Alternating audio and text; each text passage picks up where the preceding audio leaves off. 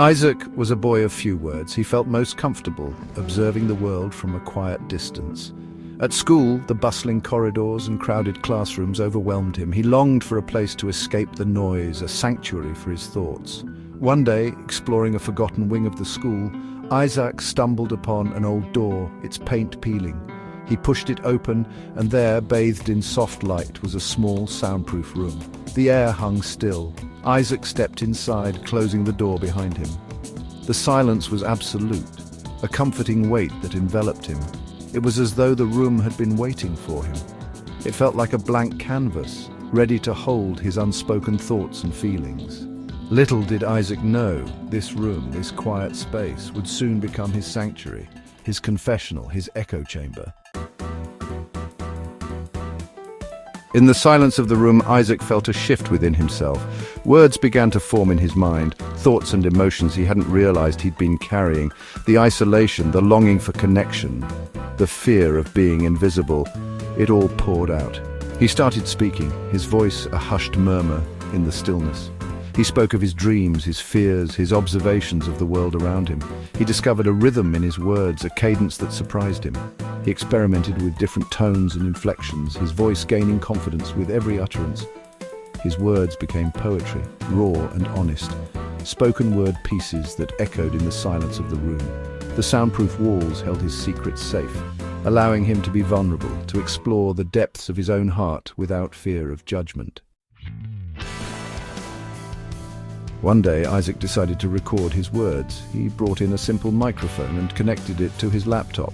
He called himself Echo, a nod to the room that had birthed his voice. He posted his first piece anonymously online, unsure if anyone would listen. To his surprise, it resonated. People were drawn to the raw honesty, the vulnerability in his voice.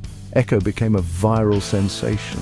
Isaac's words, born in the silence of a forgotten room, were being heard by thousands, then millions.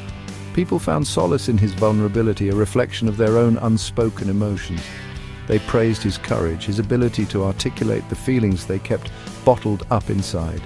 Isaac, the quiet boy who preferred to observe from the sidelines, was now the voice of a generation, inspiring others to embrace their own truths.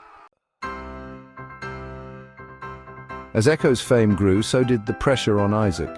The anonymity that had given him the freedom to express himself was now a cage, keeping him separate from the community he had built. He longed to connect with his listeners, to share his story, but fear held him back. What if they were disappointed by the boy behind the microphone? What if his newfound voice faltered under the weight of expectation? He realized that true connection required vulnerability, not just in his words, but in his life. He had to step out of the shadows to show the world that he was more than just a voice in the void. He decided to reveal his identity, to bridge the gap between Echo and Isaac. He announced that he would be performing live, his first public appearance in the very room where it all began. The day of the performance arrived, and the once-forgotten room was filled with people. Isaac stood on a makeshift stage, the familiar silence of the room now buzzing with anticipation. He took a deep breath and began to speak, his voice trembling slightly at first. He shared his story, his journey from silence to sound, from isolation to connection. As he spoke, he realized he wasn't alone. The people in the room, his listeners, were now his community. They had found solace in his words, and now he found strength in their presence. The performance was a catharsis, a release from the fear that had held him captive for so long. In that moment, surrounded by the people his words had touched, Isaac finally understood the true power of his voice.